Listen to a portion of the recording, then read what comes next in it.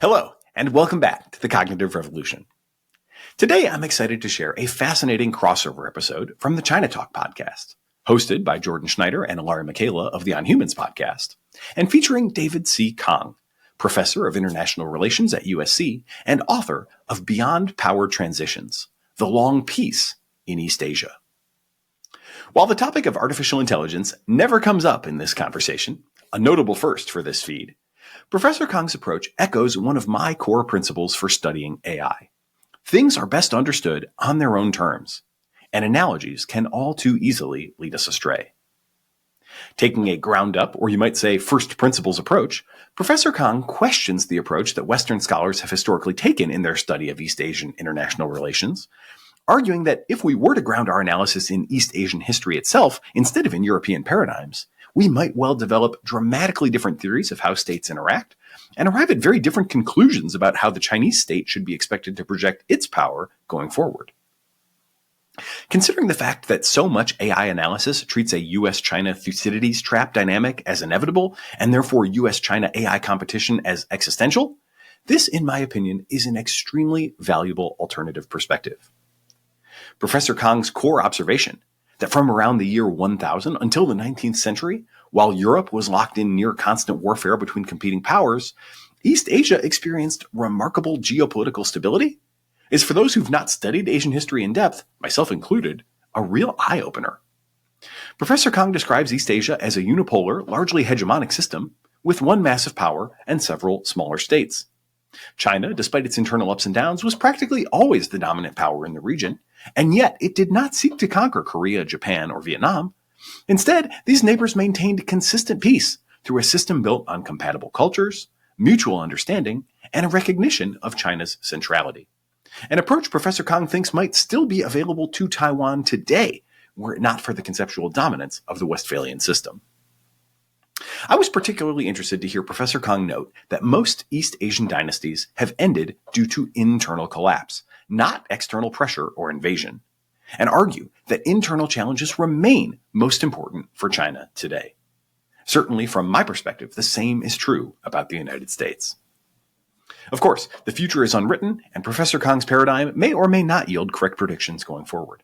As you'll hear, Jordan, who knows far more about China than I do and is also far more confident that we do in fact need a containment-style policy toward China, pushes back at several points along the way. Especially considering that disagreement, I really appreciate Jordan for engaging so deeply and publicly with alternative views, and thank him for allowing me to cross-post this conversation, thereby giving all of us a chance to re-examine our assumptions. As always, if you're finding value in the show, we'd appreciate it if you'd share it with friends or colleagues who might be interested in how these big geopolitical questions interact with AI developments.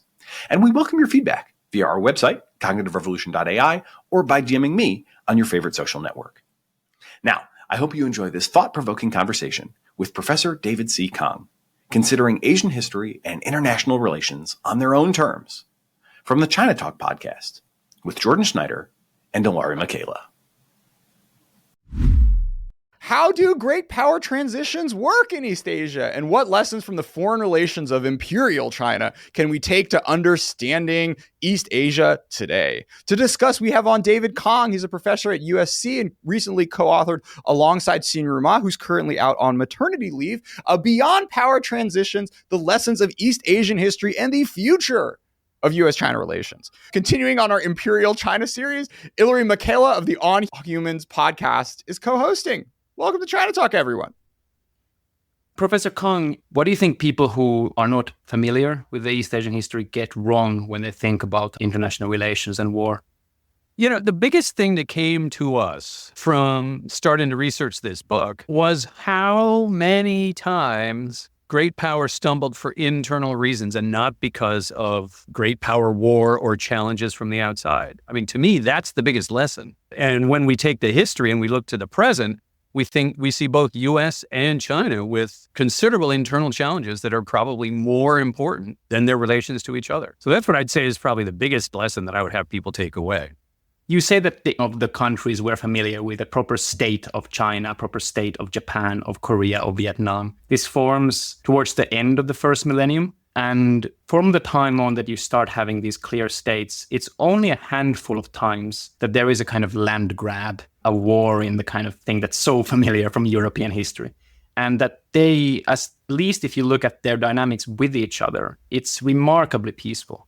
Well, I mean, this is the thing that I've sort of spent my career trying to make that argument. And it doesn't mean that Asian countries don't ever fight. They fight a lot sometimes. But the way that wars worked and the types of land grabs, and in this case, the type of power transition that we think are universal as part of the inevitable human condition, actually seem to be pretty European in nature, right?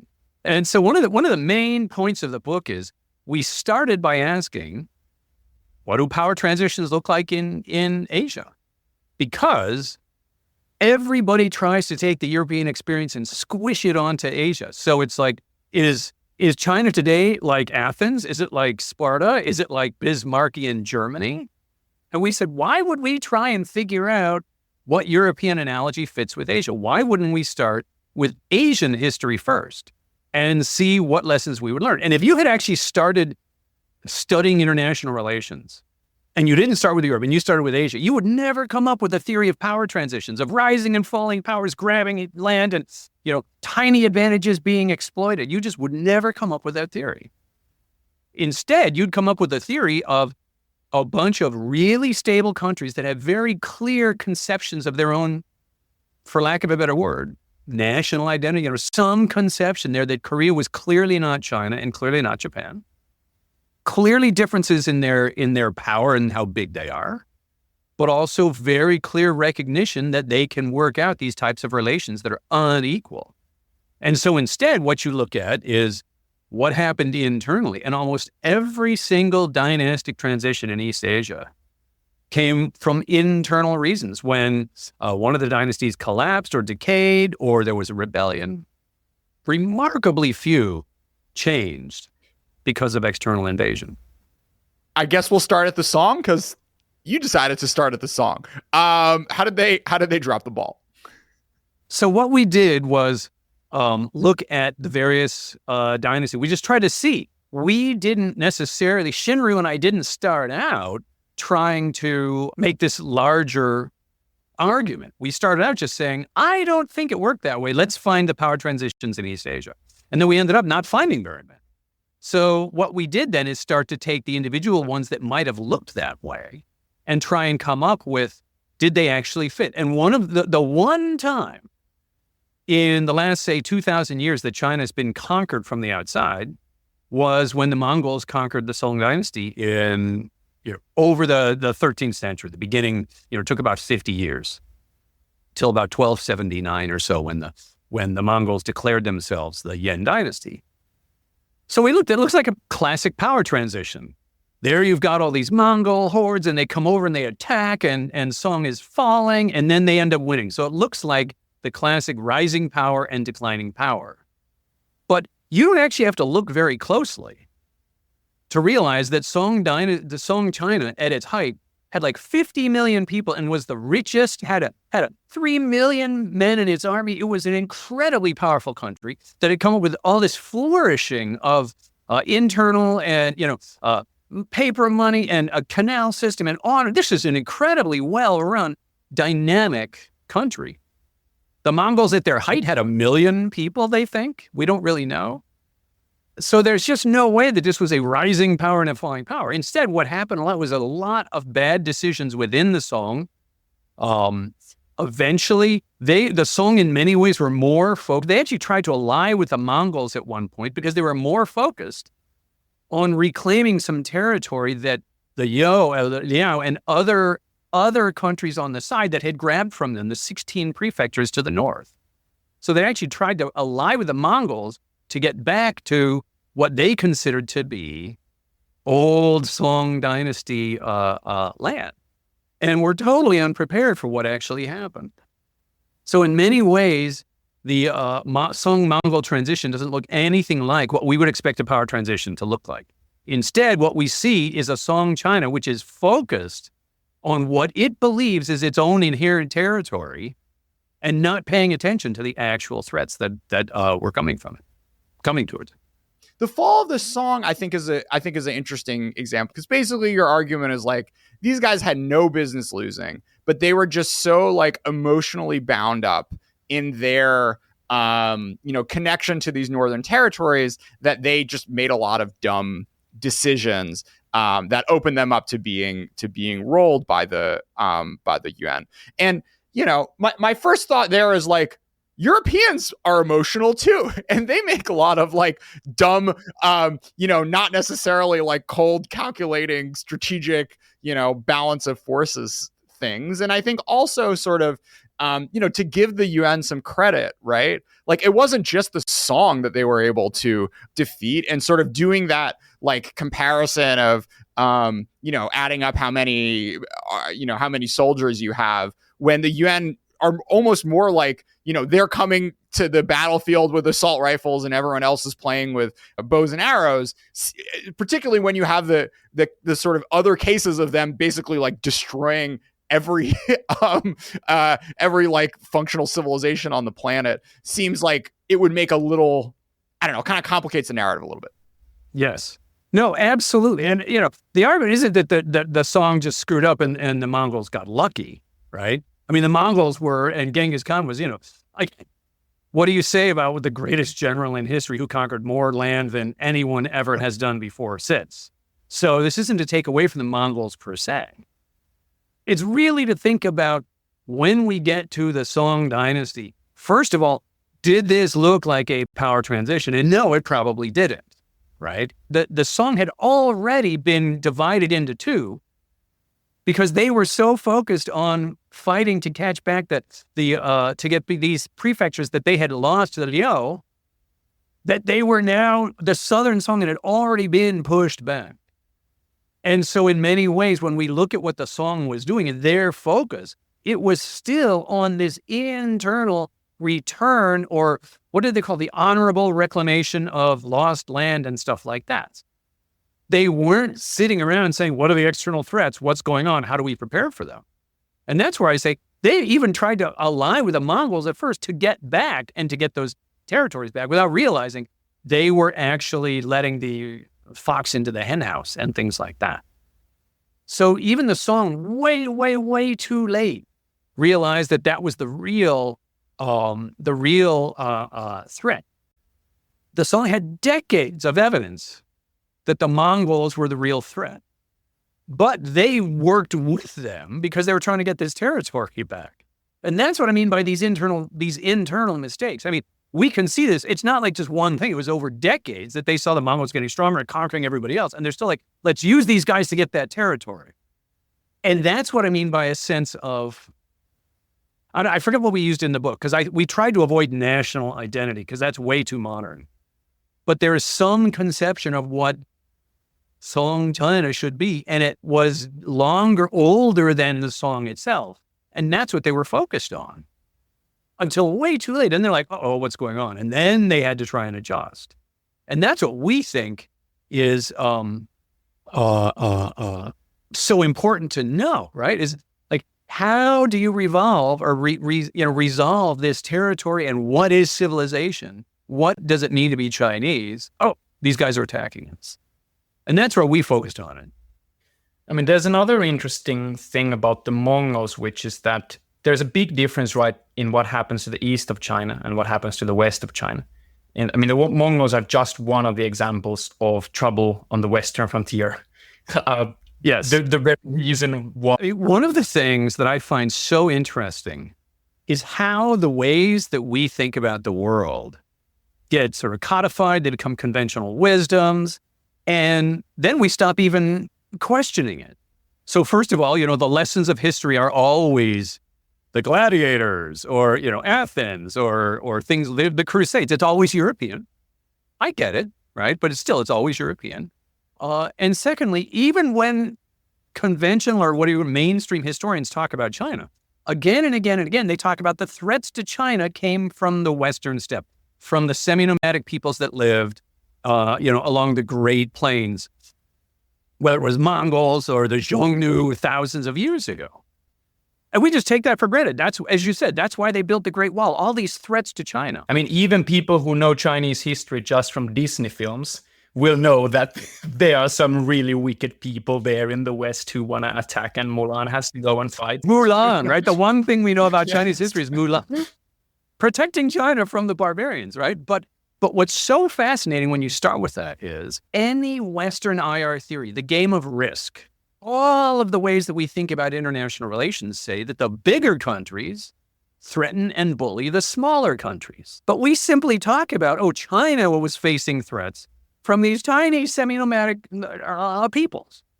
There's no way that should work. If you just start with a massive country with 50 million people and a bunch of smaller polities to its side, whether east or west, they're the ones who should be afraid of China. China shouldn't be building walls. Everyone else should be building walls against China.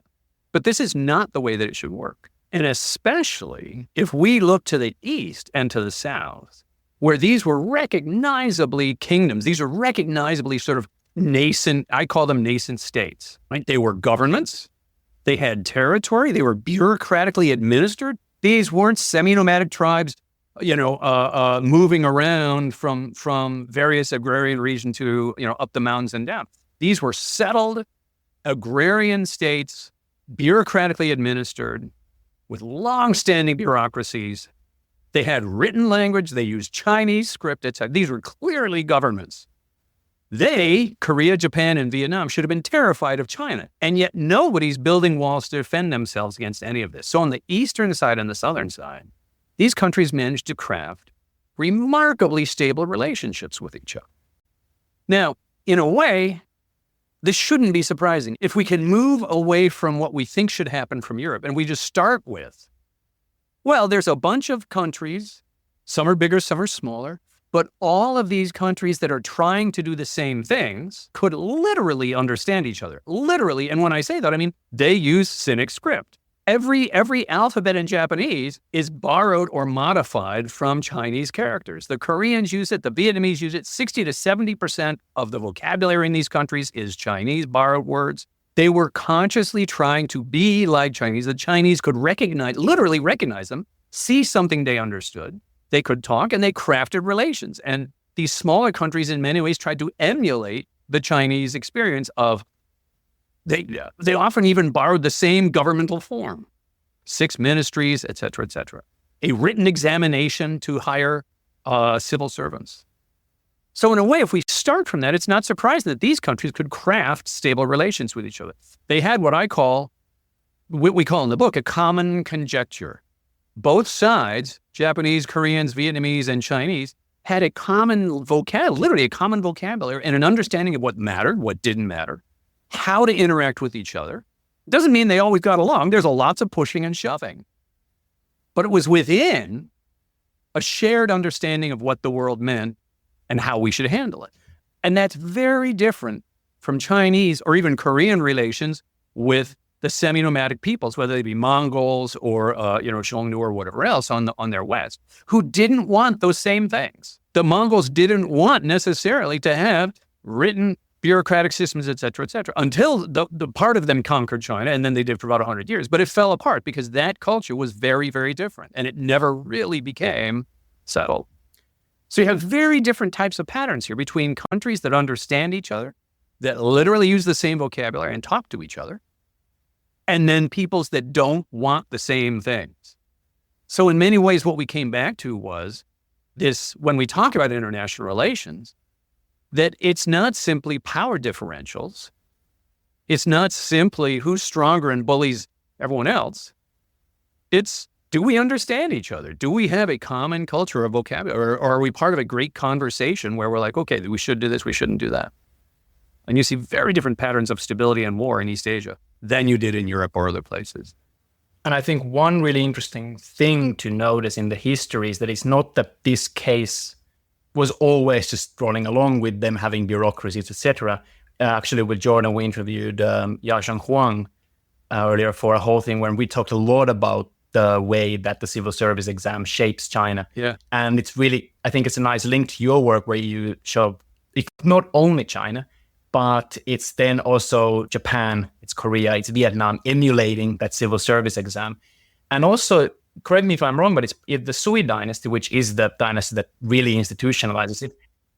But I mean, they attacked Korea there was like skirmishes between them and Korea, but it's really after that kind of civil service era, especially when it reaches all the places, that you start seeing this peace. And I think why that's so important is the case of Vietnam, because a lot of Vietnamese would say, hold on a second, China was the constant bully. And your pushback, if I'm right, is that, well, there was a time when there was a lot of things happening, but if you look at the Vietnam with the civil service exams and the proper state from the year 1000 roughly onwards, you don't have that anymore. And so there really is a kind of time before and a time after. And it is once these cultures start to really kind of work in the same, roughly similar way, that you get this remarkable stability. Absolutely. Hey, we'll continue our interview in a moment after a word from our sponsors. There is a growing expense eating into your company's profits. It's your cloud computing bill. You may have gotten a deal to start, but now the spend is sky high and increasing every year. What if you could cut your cloud bill in half and improve performance at the same time? Well, if you act by May 31st, Oracle Cloud Infrastructure can help you do just that.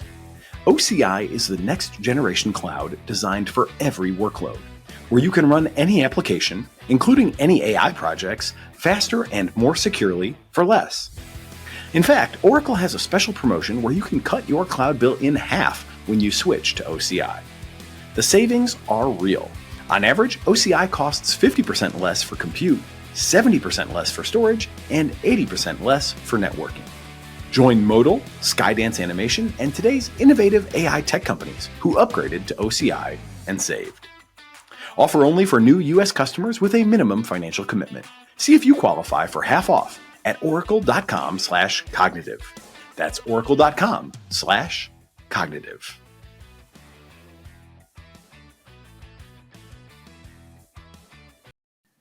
Being an entrepreneur, I can say from personal experience, can be an intimidating and at times lonely experience. There are so many jobs to be done, and often nobody to turn to when things go wrong. That's just one of many reasons that founders absolutely must choose their technology platforms carefully. Pick the right one, and the technology can play important roles for you. Pick the wrong one, and you might find yourself fighting fires alone. In the e-commerce space, of course, there's never been a better platform than Shopify. Shopify is the commerce platform behind millions of businesses around the world and 10% of all e-commerce in the United States. From household names like Mattel and Gymshark to brands just getting started. With hundreds of ready-to-use templates, Shopify helps you build a beautiful online store to match your brand's style, just as if you had your own design studio. With helpful AI tools that write product descriptions, page headlines, and even enhance your product photography, it's like you have your own content team.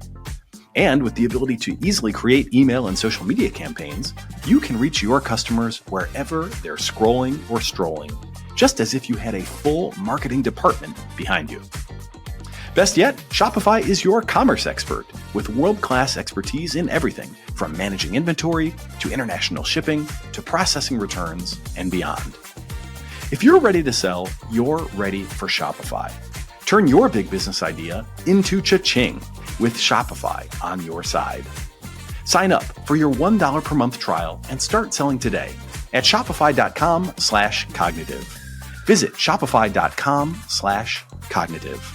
Once more, that's shopify.com/cognitive. I mean, one of the ways in which Vietnam, for example, has maintained its independence was by instantly engaging in tribute relations with China. At the time, Song, right, when they became independent around 1079.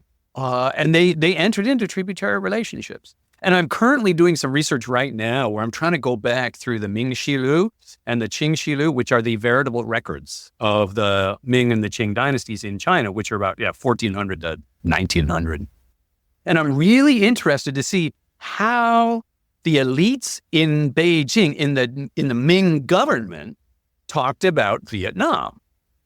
Because the Vietnamese would tell you, and this is very much a 20th century perspective back on time, which didn't exist at the time, right? Well, they were always bullying us. They're always trying to invade. But if you look back at what actually the Vietnamese were saying to the Chinese, often they were saying things like, there would be a debate in Vietnam as to which, there's some rebellion and there's a faction, and both sides would appeal to the Ming court or the Qing court and say, we're the legitimate rulers, recognize us. And the Chinese, that you can see these debates in China among the elites where they say, we got to figure out who we recognize here. But there is almost no discussion in the Qing historical records. There's no mention of, should we invade this time? Is this our chance to take over Vietnam? It's all, who's the legitimate ruler? How do we stabilize our relation? And on the Vietnamese side, often it was, if we have recognition from China, then we're the legitimate ruler. We're the ones. And it was this very much an aspirational type of relationships. That border between Vietnam and China was formally negotiated. And I think that I think it's 1079 that it was formally negotiated. And that border is literally in the same place today. That's what? That's almost 1,000 years where that border has not changed. Right? They put down 2 bronze pillars. There's a great book by Liam Kelly called Beyond the Bronze Pillars. Right? They put down these gates, and here's where Vietnam starts, and here's where China starts, and that's what it's been ever since. That's remarkable stability.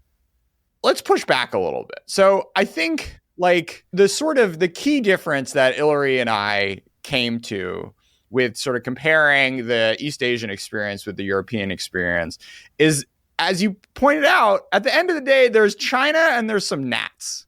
And some of the gnats figure out how to not get squished, and some of the gnats don't. And so, we don't have any kingdoms in Yunnan anymore.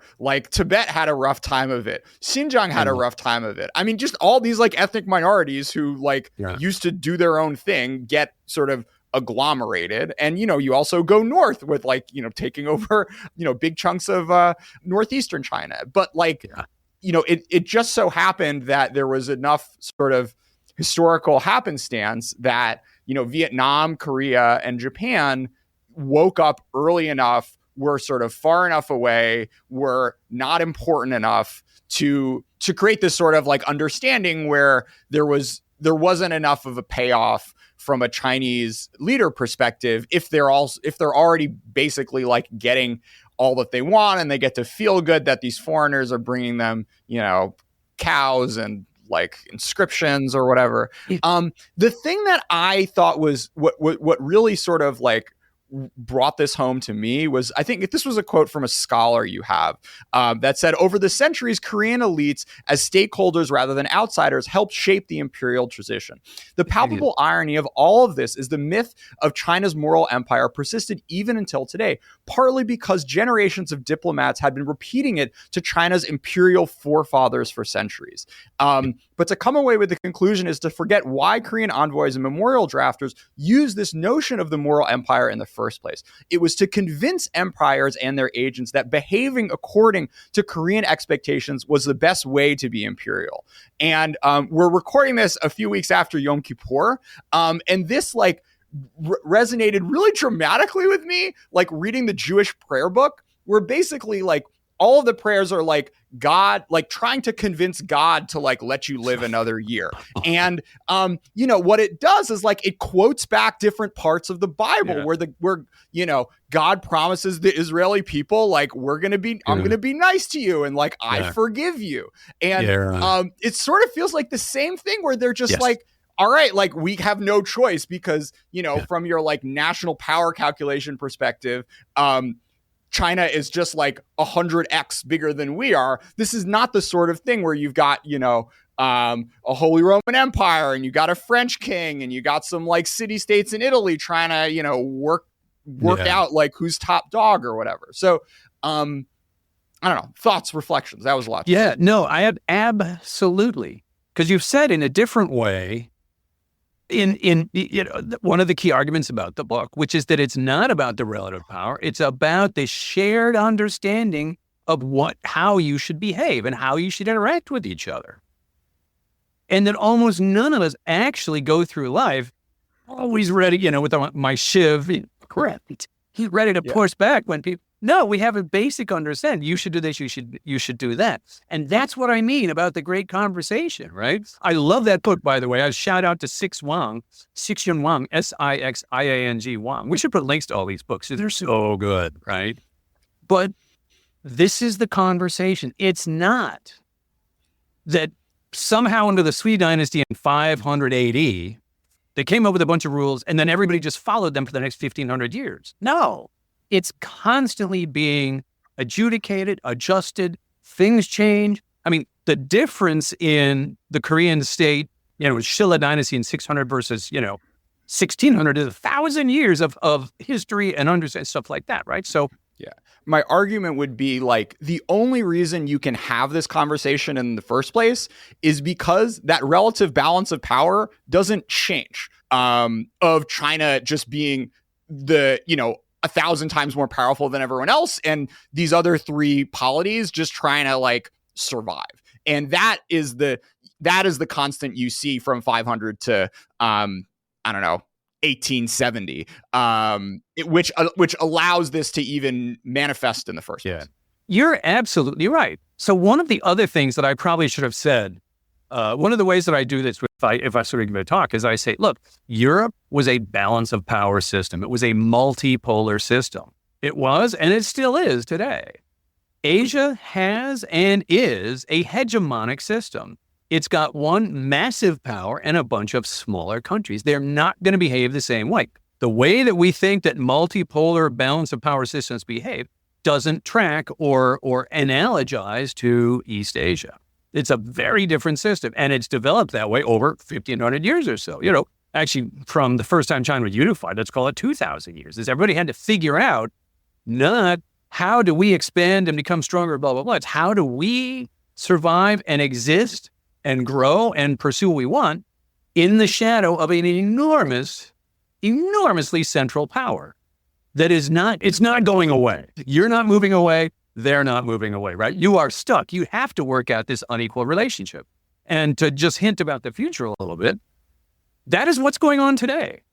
The one thing I want to say, every aspirational quote I hear, or every time I read from somebody in the DC blob about Asia's going to balance China, I say, no, they're not. No, they're not. That is never going to happen. The countries in Asia are not going to join a U.S. containment coalition against China. That's not how it's going to work. They have to live with China. They don't have to like it, but they have to craft a relationship with this massive country. And that's what they did back then.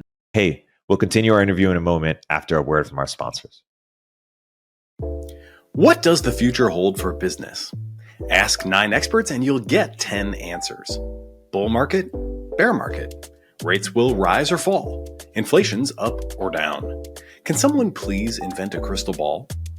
Until then, over 41,000 businesses have future-proofed their business with NetSuite by Oracle, the #1 cloud ERP, bringing accounting, financial management, inventory, and HR into one fluid platform. With one unified business management suite, there's one source of truth, giving you the visibility and control you need to make quick decisions. With real-time insights and forecasting, you're peering into the future with actionable data. When you're closing books in days, not weeks, you're spending less time looking backward and more time on what's next. As someone who's spent years trying to run a growing business with a mix of spreadsheets and startup point solutions, I can definitely say, don't do that. Your all-nighters should be saved for building, not for prepping financial packets for board meetings. So, whether your company is earning millions or even hundreds of millions, NetSuite helps you respond to immediate challenges and seize your biggest opportunities. And speaking of opportunity, download the CFO's Guide to AI and Machine Learning at netsuite.com/cognitive. The guide is free to you at netsuite.com/cognitive. That's netsuite.com/cognitive. So I think, would it be right then to say that the European model, you assume kind of billiard ball table, you have these equally sized balls, very hard as themselves, but then they, bump into each other. Bounce off each other. And then when you look at East Asia, what you see instead is that you see things crumbling from the inside. So it's not that there's no violence, there is the internal rebellions, there is the Western frontier with the steppe nomads, but that the logic of Europe is not the logic that you would see, especially not between these four countries. I think Korea is kind of poster boy for that kind of relationship with China. Vietnam, many Vietnamese would push back and say, no, the Chinese were always trying to come. And then they talk about the transistors, and you say, yeah, but the transistors were before this whole, sinification of the Vietnamese culture. What about Japan? Japan not only, of course, has the famous wars in the late 1800s, early 20th century, but even the really things go wild in East Asia in the late 1500s, the Imjin War, which I think most listeners won't even have heard about. I didn't register that this war ever happened before I read your book, and it sounds like things really went wild. Why don't you tell the quick story of the Imjin War, and also think, how much do you think that Japan is actually a little bit more Europe-like than the rest of these examples? What's made this so fun over almost 2 decades now that I've been doing this stuff has been how many things I think we should do differently when we teach international relations in the United States or in Europe, right? Like I grew up, my father's from Northern Korea. He actually, from north of Pyongyang. And when I'm growing up, I wasn't paying attention. You know how your parents always say it. He's telling me some story about, the Japanese tried to invade. They kept trying to invade Korea all the time, and we fought them off with these turtle boats, right? I heard about this turtle boat guy.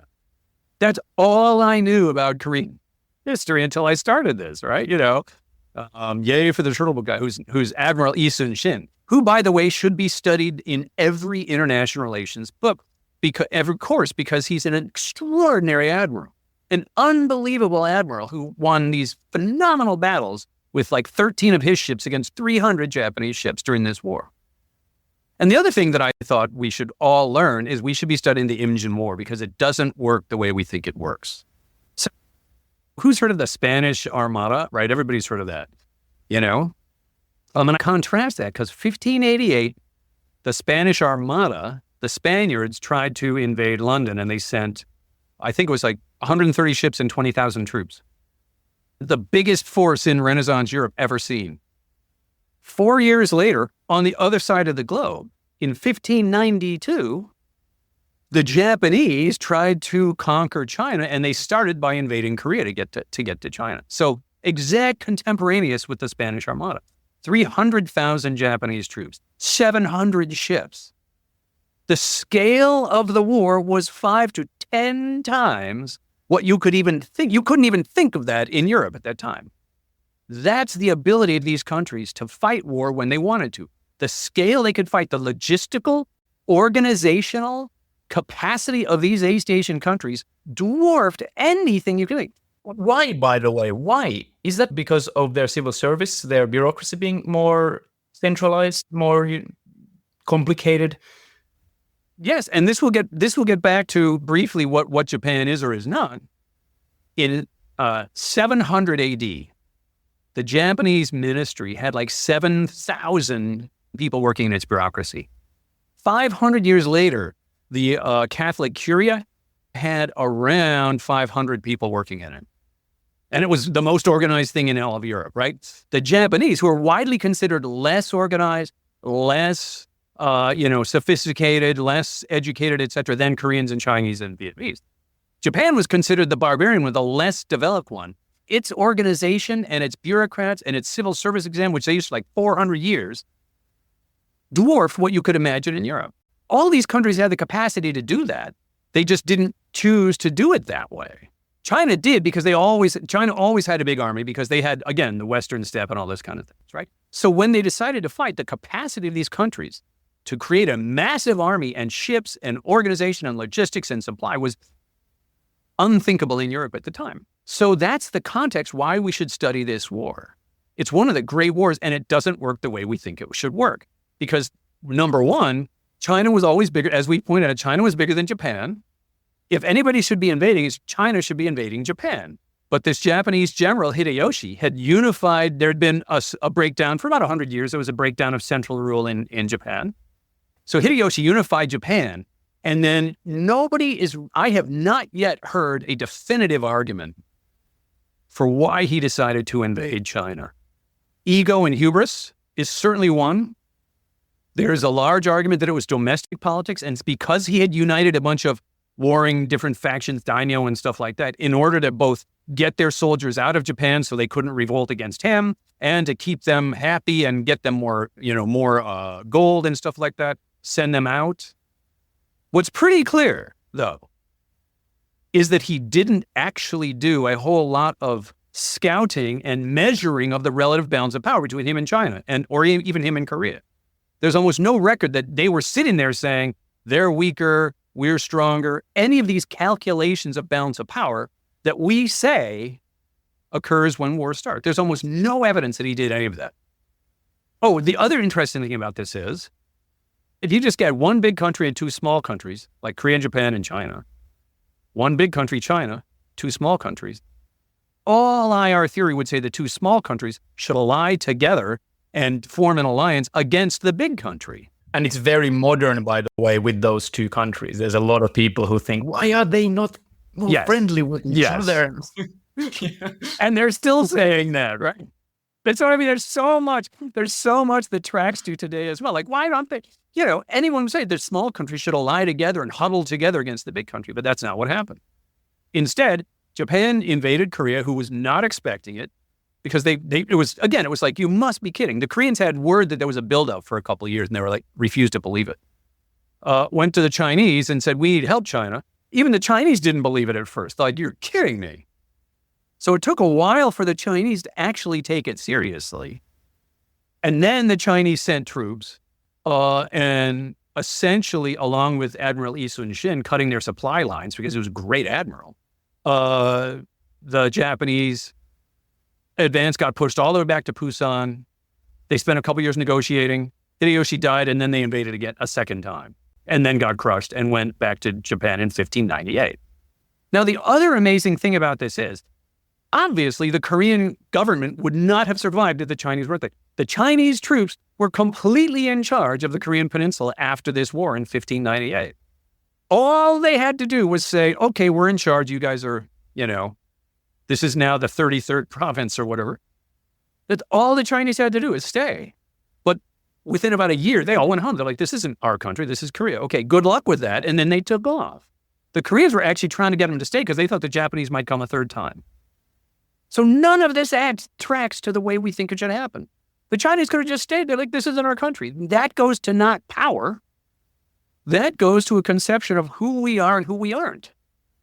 And do we care about this and do we not? It's not a simple, endless expansion, like gas that expands to fill the, the space available. Countries don't. Empirically, they don't simply expand as much as they can. And so much of this war doesn't act at all the way we think that war should act. Interesting enough, Japanese slink home, form the Tokugawa shogunate. For 200 years, they don't do anything. Actually, almost 300 years, up until 300 years, 1598 to like 18, whatever. For 300 years, these countries then just sort of interacted with each other. So it's a very interesting war, and it doesn't track at all with the way we expect wars should track. But it does track with China's a big country. Korea had good relations with it. They are, Japan had this one guy who, for very interesting domestic reasons, decided he was going to try and invade everyone else. But the system sort of snaps back to stability in ways that we simply do not see in the European experience. It's the only war between Japan, Korea, and China in 600 years, from 1200 to 1800. So the only war in 600 years between these countries. And they clearly had the capacity to fight, which is the thing. It's not that they weren't able to. It's not that there were a bunch of tribes running around. These were countries with massive capacities that simply chose not to fight. And I think that it is easy to see the Imjin War as the kind of weird exception that almost proves the rule of the stability, because, like you said, the reaction was like, nah, you gotta be kidding. Like, that's obviously not going to happen. Oh, okay, it is happening. But the same, it does not hold for the much more familiar Japan attacks China in the late 1800s, and then, of course, with the World Wars. And I think that that's one of the kind of key things that we wanted to push back when talking with Jordan earlier, is that one of the kind of major IR theories that you feel, based in the book, is too Eurocentric, is the so-called Thucydides trap, which is, they have the rising power and the declining power. And whenever that happens, what was the famous number was in 12 out of 16 cases where you have this. There's a war, yeah. There's a war, yeah. And then you say that, well, you just don't see that in the East Asian history, which is, okay, fair enough. But there's a much more Thucydides-like way of reading that, which is that, yes, because you just don't have any power able to challenge China. I think this is also what Jordan was getting at earlier. And lo and behold, the moment when Japan, due to industrialization, is able to challenge the hegemon, they immediately do. So in what sense do you think that East Asia is a counterexample to the Thucydides trap, which excites a lot of attention nowadays because of the China-US dynamic? Versus actually, it's one of those cases where, you have like a sample size of 1 in the whole East Asian history of this being the case. And lo and behold, Japan, it behaves exactly like the Western IR theorists, international relations theorists would predict Japan to behave. That's great, right? I mean, and this is where I think it's so interesting, because you have a traditional, or whatever you want to call it, East Asian world order. And that world order had its own set of principles and values and expectations. And it was, as we've been talking, remarkably stable. The arrival of the Western imperial powers in the 19th century blew that all apart. And I think in some ways, this is I haven't done research on this. I'm going back farther in time as opposed to up closer. But to me, this era is, if there are IR scholars out there who want to talk about how do we understand a change of world orders, this is the time people should be studying. Because there's examples of, like, the Japanese learned first Western theory, and they learned French, to speak French. And they come and they're arguing with the Chinese in 1879 over Taiwan and the status of this and the other thing. And the Chinese wanted to use the tribute system way of interacting, speaking in Chinese and the same principles and the norms. And the Japanese were like, what are you talking about? We write in French. We write down a contract. And they're like, what's a contract? I mean, literally different worldviews. How do you sort that out? What does it mean, right? So there's as much questions of what is modernity, or what does this mean to have an international system, as well as just simply who's stronger or not. They didn't understand each other anymore. They were using different languages to argue about stuff. And some of the most fascinating research is why Japan, responded better than China. And in many ways, it makes sense that, my quick and dirty explanation is, China was the hegemon. They were like, why should we change? Whereas the Japanese were happy to change. And so rapidly learned, borrowed German military training and English business practices and everything else, right? So you do get a very different set of worldviews. And when we get back to the actual war, right? The way I would call it is, I'm not so sure I would call it a power transition war per se, because this was as much about Japan defending its own survival as it was about expanding into China. And the Japanese were lucky in some ways because they weren't as valuable a source as China. So they had more time to adjust. And then the question for the Japanese is, how do we become a great power? And I think it's more that question that was motivating the Japanese than a Thucydides power transition trap. It was like, how do we become recognized and survive as a country? Well, what do great powers do?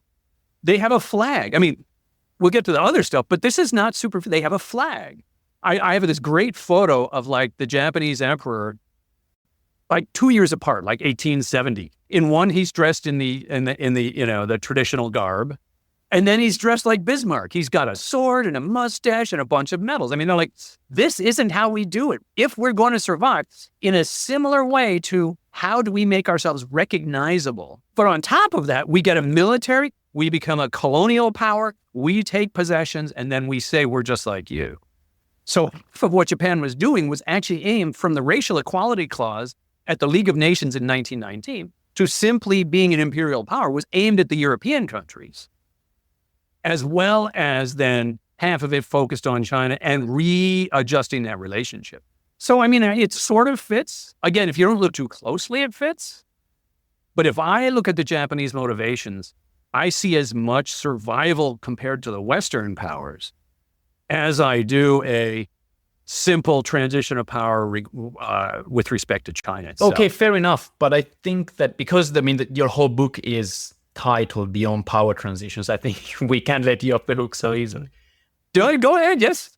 Keep my feet to the fire. It might be the case that you have an alternative explanation to the kind of power transition explanation.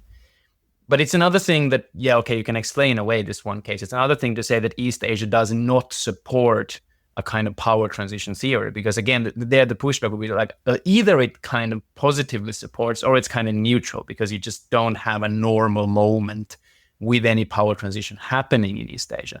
Which then the kind of traditional IR scholars would say, well, if we do have a genuine power transition happening somewhere, for example, with US-China, well, we have to go to look at the only cases where this has happened, and whether we exclude the Japan case or not, it still looks like, well, we are back in the classical 12 out of 16 cases. Because the whole East Asian history, although it's fascinating and it shows this remarkable capacity of countries to live peacefully with each other, well, it doesn't show that you can have a power transition without war. Well, okay, so two other things. So in some ways, I would say, fair enough, right? We are getting to the question that we get to today. We're getting to that question, which is the entire world now Westphalian, right? Has the European Westphalian model of international relations, nation states, balance of power, as I said, flag, are we all that way now? And so none of the other stuff has any impact. And in some ways, if that's the case, that yes, we are all Westphalian, then we do then have a debate about, does this apply, does this not apply, et cetera, et cetera. The question, though, is how deeply did we actually make this transition to a Western country, so to speak, right? And my argument there is that I think it's extremely thin. I think it's very superficial. One of my big critiques of power transition theory is that it should be universal. That's what they claim. This is a universal. Our argument, we are trying to regionalize power transitions to Europe, so to speak, right? That it wasn't simply inevitable, that it was based on some ideas and beliefs about how we behave, et cetera, that happened in Europe and not anywhere else. If we go to Asia, we don't see those same beliefs. We also don't see that same behavior. The argument then is that, okay, if it is this same set of ideas, then if the entire world is now that way, do we still see power transitions or not? And our question is, how much has Asia really changed, right? Because two things I would say about that, actually, back to Japan, and then we can talk a little more broadly. The thing about Japan is that, number one, I don't think they were ever as strong as China measurably in the 19th century anyway. So I'm not sure the conditions fit. It sort of looks like, because Japan was rising and China was falling. But the minute we try to actually say, okay, they have to be getting bigger, what is the percentage, when does the war start? I think you lose that, because I don't think Japan was ever as strong as China was. And so I'm still not convinced you had a power transition. So it might have been a war, but I'm not sure it's a power transition war at all. It looks sort of that way. Again, because we've sort of said, sick man of Asia is China. But China was never as weak or small as Japan was. It always had more people and more guns and stuff. Yeah, but like hold that, on a second. Right? Without U.S. support, do you think that they would have won a war against Japan? Here's what I think. The Princess Bride, what's the first law of whatever? Never get involved in a land war in Asia. You've made one of the fundamental errors. Never get involved in a land war in Asia. I think the Japanese were already bogged down long before the U.S. got deeply involved in the war, right? I'm not sure that they ever were going to be able to conquer China. 1930, 1937, et cetera, et cetera. But even more than that, the question would be, was that actually, in some ways, a disproving case? I'm not sure that it was. I see this much more as an imperial project aimed at protecting or surviving the Japanese homeland than a China's weak, let's go for it kind of a thing. But I will say, and this is true, I will say what's amazing about Japan, and I always do this in my classes, Japan is the first non-Western country to industrialize, first non-Western country to beat a European power in a war in 1904. So I don't want to diminish their accomplishments or how strong this country was, how dangerous it was, right? I know that might not be a satisfying answer. So, for all those civilizations out there who didn't synicize fast enough, how do you think about, Western imperial expansion over the course of, the 1,000 years we're talking about. I mean, it's hard to sort of generalize over 1,000 years of history, and like lots of different, there's lots of different particularities with like Xinjiang versus Tibet versus like Yunnan and whatnot. But you have people and what have you. But it basically, like, did they just decide not to run the South Korea Vietnam playbook? Like what, or was where the farmland was too good? Like what's the explanatory variable here? Well, there's two possible explanations, and I lean towards the cultural one as opposed to the material one, right? The material one would be, well, the farmland was better and the horses were, it was better to have horses this way, et cetera, et cetera. So they just fought and, they couldn't agree on what they wanted to do and things like that. I suspect, and I have a great quote in one of the books from somebody who does much more on the Western steppes than I do. But he said, the nomads and the Chinese had very clear conceptions of who they were and what they wanted. And the nomads didn't want to change their way of life. Right. And this is, sometimes you even see it now with sort of Mongolian, every now and then on like Twitter or whatever else, someone will show the Mongolians living in the yurts and riding the horses and being semi-nomadic, moving up the hills during the summer and things like that. I'm moving down and then moving back up.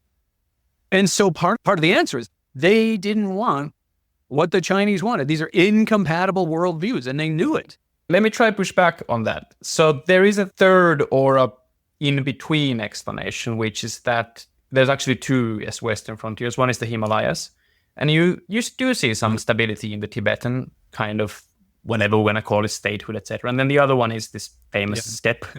And if you live on the steppe, you basically decided to live on grass. Humans don't eat grass. You need to have animals that eat grass and and turn it into an energy that humans can use. But grass is very not energy dense thing, which means that you have to move around a large area. So immediately, if you've decided this lifestyle, which is that you're going to live from grass energy, you are just going to fundamentally want to have a nomadic lifestyle. And once you have a nomadic lifestyle, it's almost like the energy demands will dictate the culture to be one where horse riding around a large plain is cool, and that's what you do to survive. And you can't have people cramming Confucian classics for a civil service exam, which then runs large granaries where you have rice stored for a famine, because that's just not how life on the steppe works. So I think that if you just look at the steppe experience, I think it's quite understandable why they don't suddenly become a Korean. And I think that it is quite materialistic in a sense, even if, of course, culture funnels that material demand. So that's my suggestion on the energy history of the steppe. But either one of you take it down. Say one thing, which again, there are material explanations for it. I think there's also a way in which they liked the way they lived. And you could imagine a bargain if they were going to be, willing to play the game halfway, where they could figure out something where they trade for this, they do that, et cetera, et cetera. And they did that a little bit, but they didn't fundamentally want to change their way of life. And I think that's what it came down to, which isn't to necessarily push back on the cultural explanation. I've been more focused on the Eastern side, which is relatively understudied. And so I will admit, I am not a steppe scholar. I have not been spending a lot of time thinking about China-steppe relations as much as I've been trying to explain, because everybody focuses on that. That's where all the fighting was. I'm trying to explain the stability on the Eastern side, which is not an excuse for not knowing it. Yeah. But to me, in many ways, the stability on the Eastern side is in many ways more interesting, because we don't ever expect that to happen. Like the thing I'm thinking about in particular is less Tibet and less like the steppe, and more like that like swath of like Yunnan and Sichuan that got taken over from like 1,000 to 1,500. Fair enough. Yeah. That, kind of has like a normal landscape. Yeah. It's not like a particularly dramatic place that Imperial China, for whatever reason, was able to just like wash over. Like you had like dozens of these like little kingdoms and cultures, and the vast majority, I mean, basically every single one of them, like if you're looking west, is no longer able to do their own thing. Well, imagine a country that starts out with a populated, urbanized, sophisticated eastern seaboard.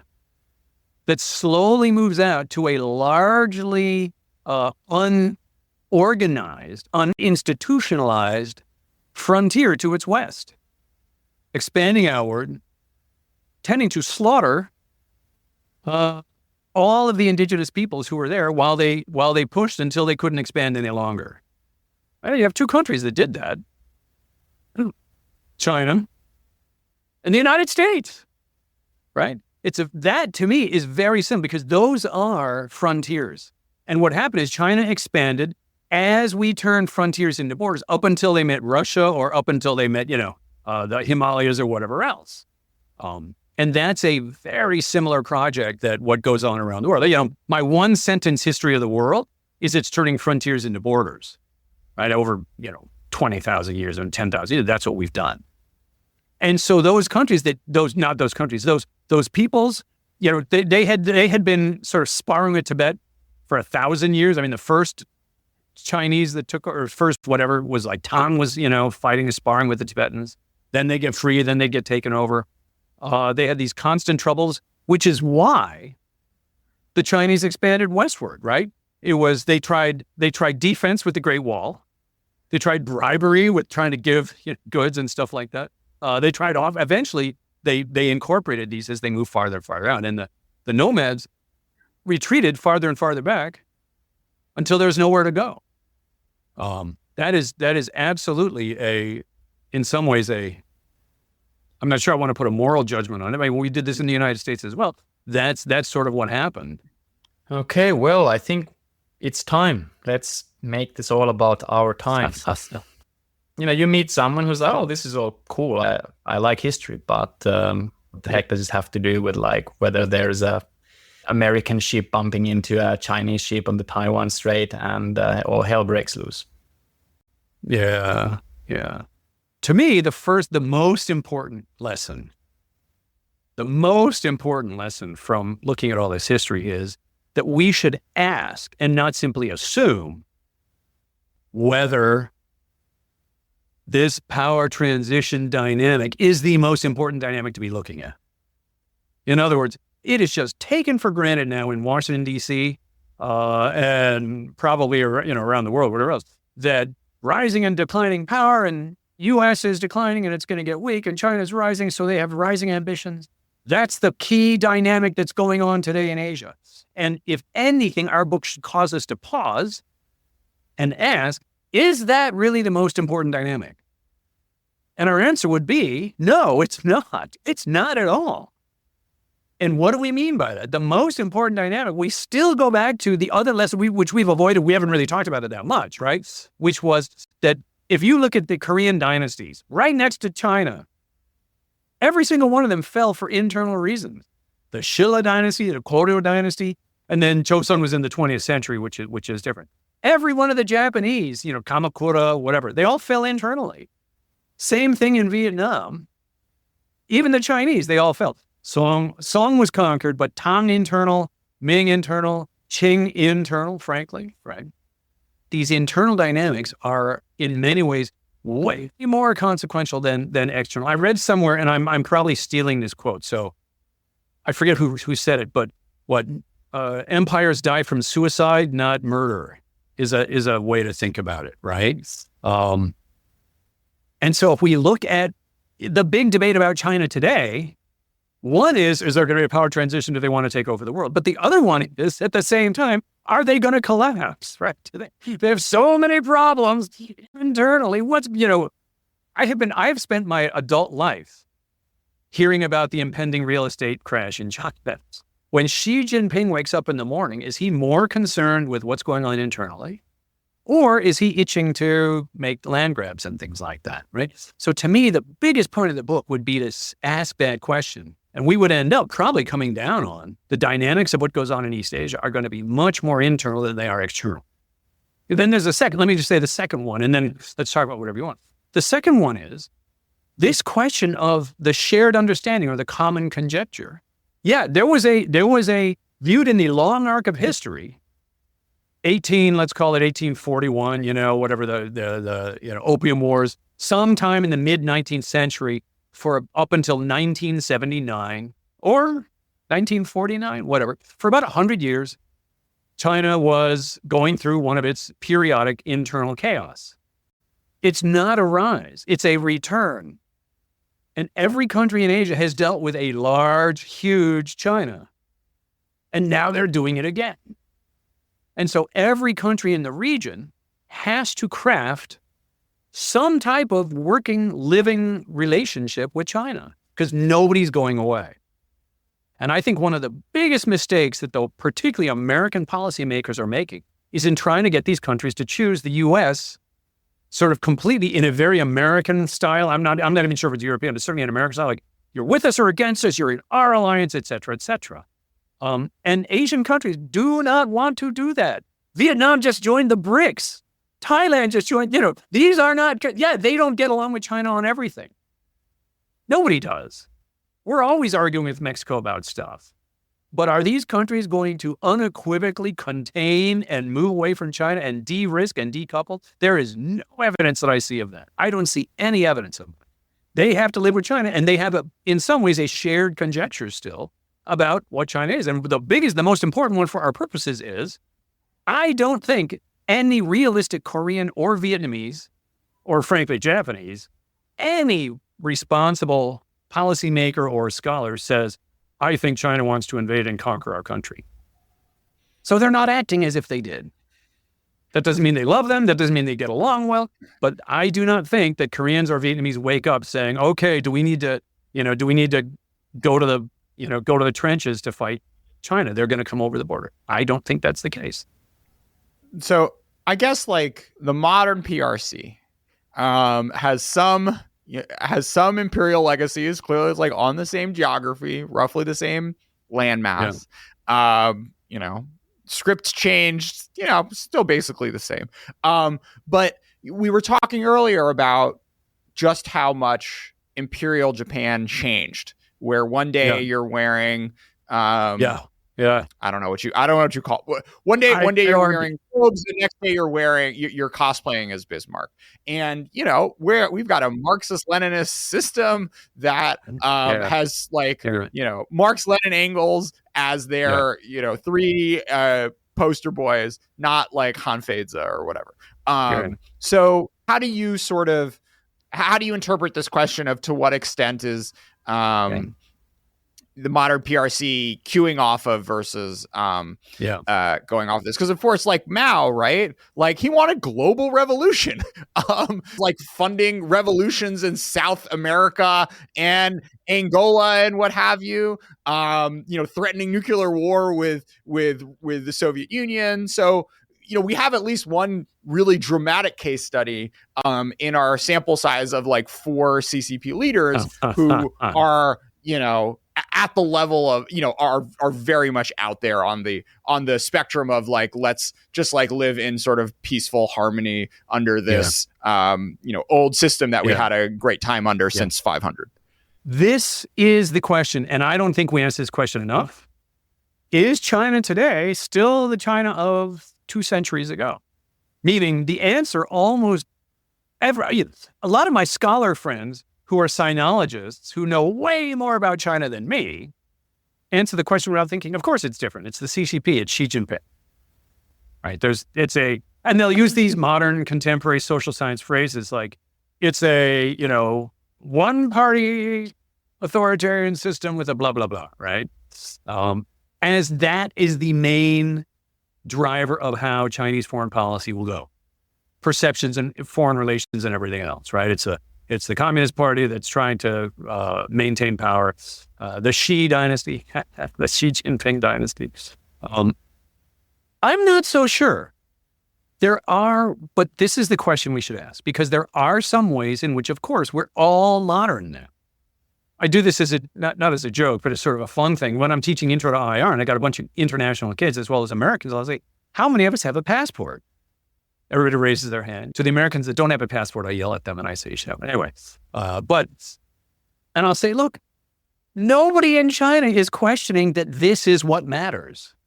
That you are a nation state, that this little book tells you who you belong to, that this is how we're going to, that's all modernity. That's all the modern world, whether we call it Westphalia or whatever else. Nobody questions that. If you listen to the Chinese, and I'm making a joke now, so please nobody get mad at me. It's a joke, so you can see. But if you listen to the Chinese national anthem, again, it sounds like it was written in 1870s Vienna. It's like oompa, oompa. It's not tringed. Yeah, it's not Beijing opera, right? What you'd think if it's Chinese, it would have this Beijing opera music or something else. But no, it's not. It's a Western thing. So in many ways, China, like everybody else, is living in a modern world. And the main thing that I would say that is not modernity, is not new. And I'm actually working on this as well. And at some point, I hopefully we'll get this to a point where I can try and publish it. But I think almost every single main Chinese foreign policy interest or agenda or purpose is what I'm calling transdynastic. None of it is new. And that is what I think is really important. Because what I don't, yes, Mao had this sort of thing about global stuff and he devoted some money to it. But in general, if we go through the Chinese interests, what we see is they're not even just Xi Jinping's interests. They're not even CCP interests from the 1940s. Most of them were inherited from the KMT in the 30s and go back to the Qing dynasty, if not more. And the clearest example that I give is Taiwan. This is not a new interest. It's not a KMT interest. The Qing explicitly were saying, don't take this, Japan, or else our relations will be poisoned forever. This is not new. This is old. Hong Kong. That's 1841 or, whenever 1839, let's say, right? These are not new interests in sort of unifying what is China. And as of yet, I have not seen new. We have people who are credible. Let me put it differently.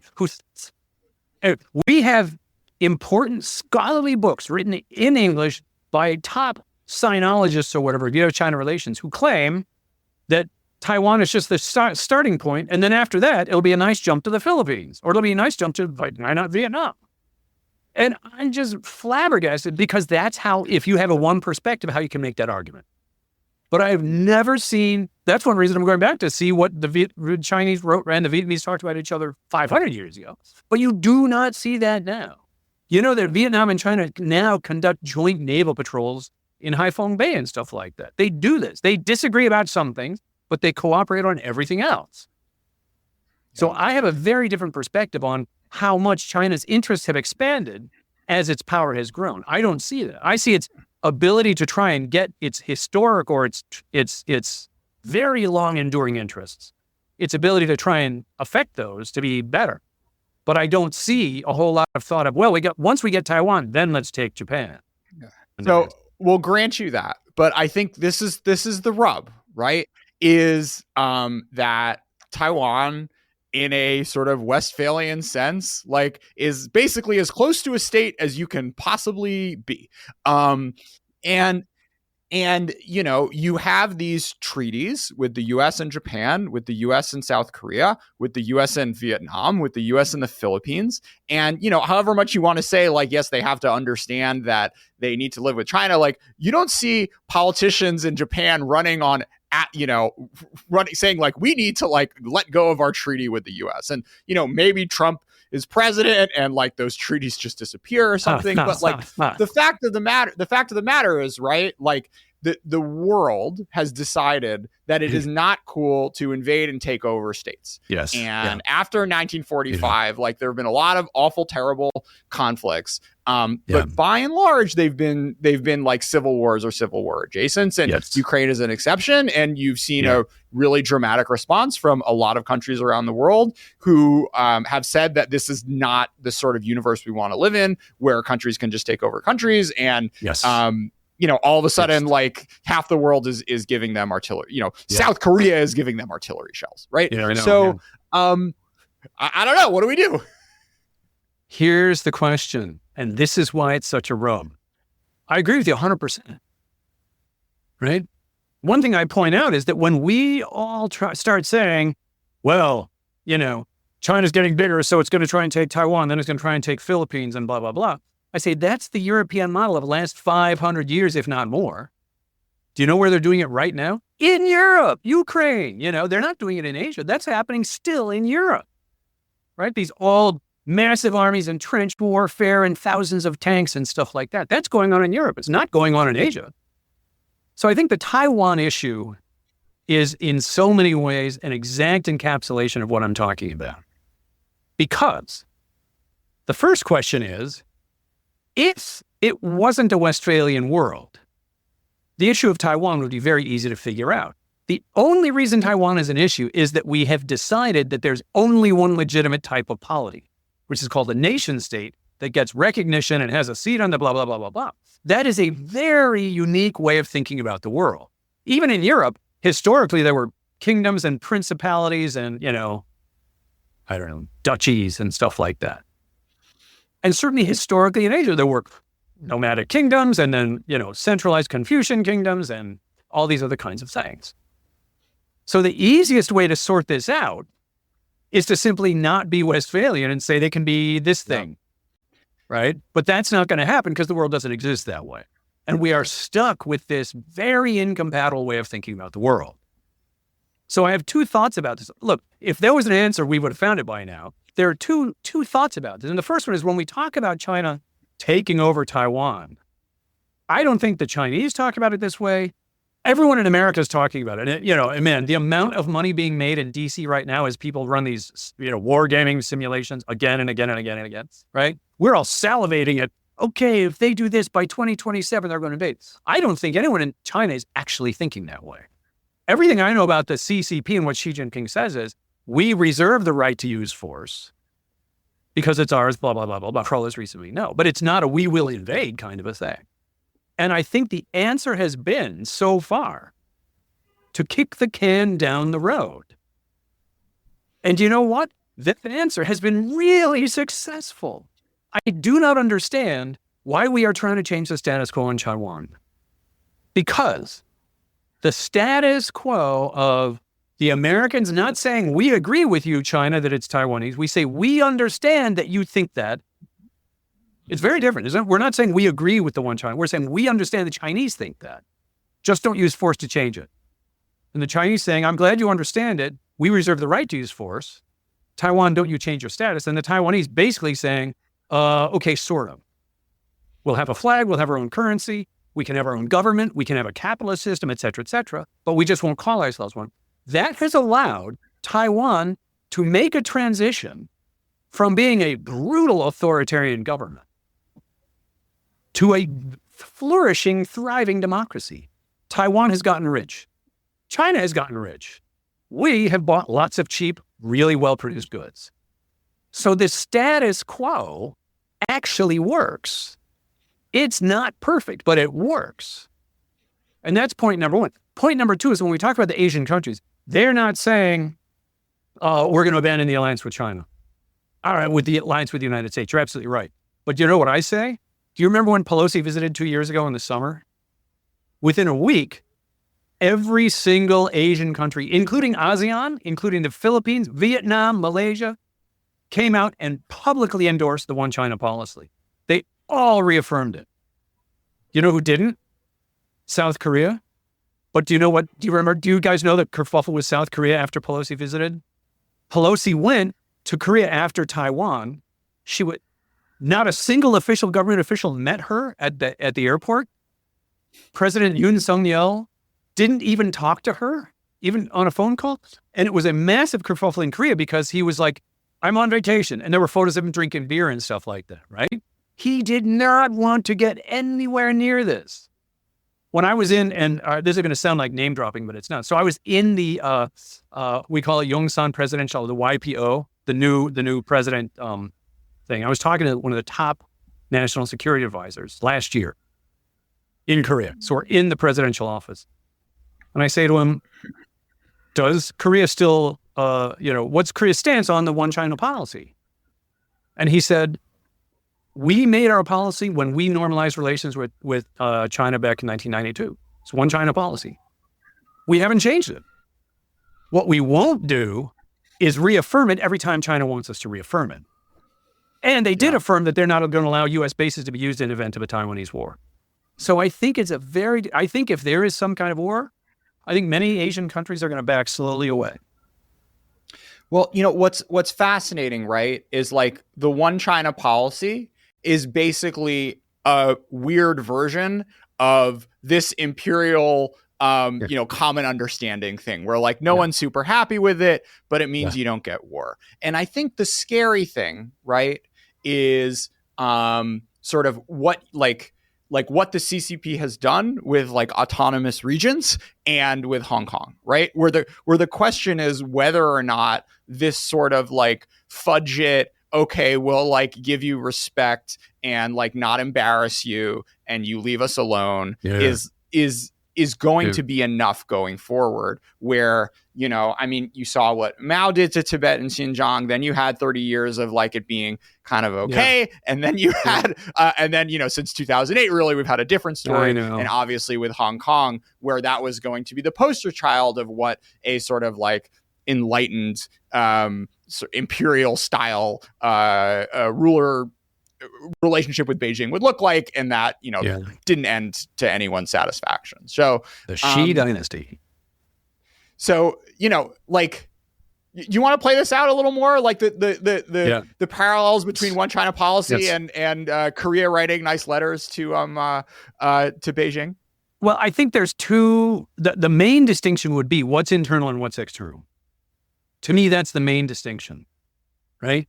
Now, again, as you said, we don't have to like it, and we don't even necessarily have to agree with it, but the Chinese say this is all internal. And they say this, and, I think they've got a point that Xinjiang and Hong Kong, they consider that to be internal, and that's very different than their relations with Vietnam or Korea or whatever else. And I think that we too easily say how they act here would be the same as we sort of analogize or whatever else. But I think there's not. Yeah, you want to say something? Yeah, but is Korea internal in like 1100? I don't think so.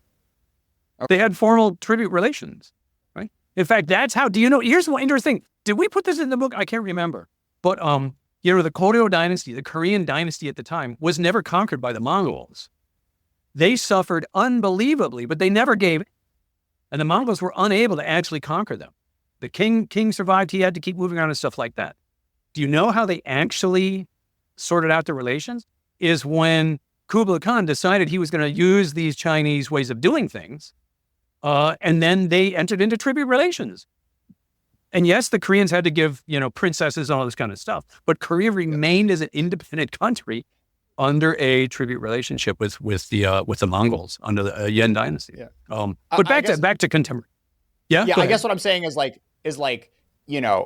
the sort of that's the rub, right? Is because if you can get to a tributary relationship where you basically get to live like Korea did for 1,000 years and like do whatever you want, but you have to like on an international stage like play nice and send some gifts and say Chinese Taipei and your Olympic team, or maybe have a joint Olympic team. I mean, whatever, who cares? That's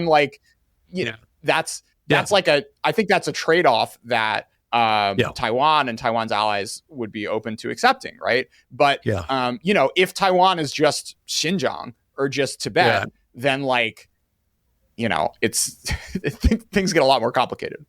Yeah, no, absolutely, right? This is so part of the rub is what's internal and external. Do we think they're going to act the same to Korea than they would in Xinjiang? Taiwan is this interesting case because it is very, very, very, very, very not clear what it is. It's not clear. Right? The Chinese say, well, we took it over in 1683 or whenever, it's always been part of China, blah, blah, blah. And everyone else says, no, it's not. But this is the question. What is very clear about Taiwan, and I'm not fudging, it's nobody has a good answer to these questions, right? So it's not me. Nobody else has a better answer. Is this. What is very clear is that the Koreans don't think it's Korean. The Filipinos and the Vietnamese, the Japanese don't think it's Japanese. It might not be Chinese, but it's certainly nobody is saying, well, this is also ours. And that's one reason they say, well, this is all some kind of a Chinese issue, broadly defined civilization. That's you guys' issue. The other interesting thing about Taiwan that's very important to note is similar to the Western steppes. Here's actually I was thinking about this. There are 3 islands in the 19th century that got taken over, of which there's only one where there's a debate. And it's interesting because the one in which a debate is probably has the least historical claim to it. Let me tell you, right? The peoples on the island of Taiwan historically never organized themselves into the kind of government or political system that was capable of engaging in formal diplomatic relations with China or other states. They just didn't do it, right? The peoples of Ryukyus did. They had formal tribute relations with China and Japan and Korea. And they were conquered in 1879, and it's never going back. There was a kingdom in Hawaii that got taken over in 1899 or something like that, and it's never going back, right? There's a lot of these types of issue areas. What is clear about Taiwan is that it was one of them, and the argument there has as much to do with the larger political situation than it does about the details of, well, they have a legitimate claim or they don't. Because I would make an argument that the people are, and that you get people in Okinawa are talking about we should be, there's a sort of rump Hawaiian independence faction that'll never work. But people are saying we should be independent, right? And everyone laughs and they're like, haha, that's never happening, right? And the people in Taiwan are independent, but it's much more because of the larger political context than it is their argument, their claim that they should have a legitimate government. And I'm not saying it's right or wrong. That's politics. That's the world, right? I mean, you have a great line in the book, which is, despite decades of Western predictions to the contrary, it is by now widely admitted that East Asian states are not forming a balancing coalition against China out of fear of its rise. There's two ways to read that. One is the kind of, well, they don't see a need. And actually, I think you point this out, that the military spending as a percentage of GDP has just been declining and declining and declining in all East Asian and Southeast Asian states, whether they are US allies or not. But then there's another way of reading this, which is that, well, US is the kind of gray eminence, the elephant in the room or whatever. And a lot of people in the US would want to believe that it is only because of their benevolence and their fleet that such reductions in military spending can happen, and that people don't feel like they have to really worry about China. So, yeah. This is what I've heard that argument for decades, right? And I'm not quite convinced it's true. And I'll tell you why for a couple of reasons, right? We mentioned it briefly at the beginning when I think Jordan said Korea and Japan should be natural allies. I mean, the amount of bleating I've heard over the decades about, come on, Koreans, stop being dumb. Don't you realize Japan's your friend and China's your enemy? It doesn't work. It does not play. Those are not arguments that are going to work. Koreans don't love China. They don't hate Japan as much as we think they do. But most of the region is not functioning the way we think it should in a good realist sense. So a lot of American policymakers or policy functionaries are hectoring Asian countries. Don't you realize you're supposed to balance China? And they're like, what are you talking about? So I want to start with that notion that it's not acting the same way. So we go to these type of arguments. And you already hinted at one of the first things I want to say. Sure, the U.S. is keeping the peace or blah, blah, blah. But if you're Vietnam or Malaysia, U.S. isn't defending you. And you're closer to China than, say, the Philippines is, which is a U.S. ally. So you should see difference. If the U.S. is the cause of why countries aren't afraid, you should see a difference in the countries that do not have a U.S. guarantee. And you don't see that, right? That's number one. The second thing that I would say is in terms of the in terms of the U.S., what we want to see is what is the type of commitment? I'm often asked, in the last couple of years, I've been often asked, what is China learning from the Ukraine war? And my answer is usually, I actually think the lesson should be what is Taiwan learning from the U.S. war, which is that the United States, for all of its talk, is very, very, very cautious about getting involved in a war, in an actual shooting war with a nuclear-armed superpower far from U.S. borders, on the border of the superpower, which is not central to U.S. survival. To me, that's the lesson of the Ukraine war. Are we really going to get in a war over, Philippines or something like that? We might. I really think that's a hard argument to make to the American people. Are we really going to be involved? And that is one of the key questions that all these countries constantly ask themselves. Can we trust the United States if we get in a war? And I don't think necessarily the answer is yes, per se, despite what the alliance, what's written on the paper. Professor David Kang, thank you so much for your time today. And final question I always ask my guests is, how has your research shaped your outlook on humanity? Well, first of all, thank you for having me. It's an honor to be part of this, truly.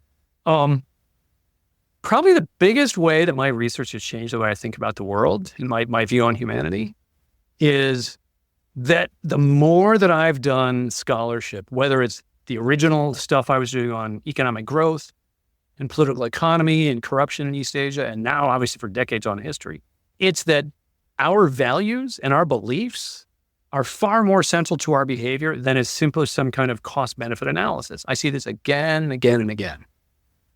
And I think we as scholars, as social scientists, we're much more comfortable with cost-benefit. Well, they're doing it for this reason. But I think people are motivated by what their values are and what they believe in so much more than just are they going to benefit or not. And I see that across like individual behavior and then the way the countries behave. Less exciting. All right. Thank you, by the way.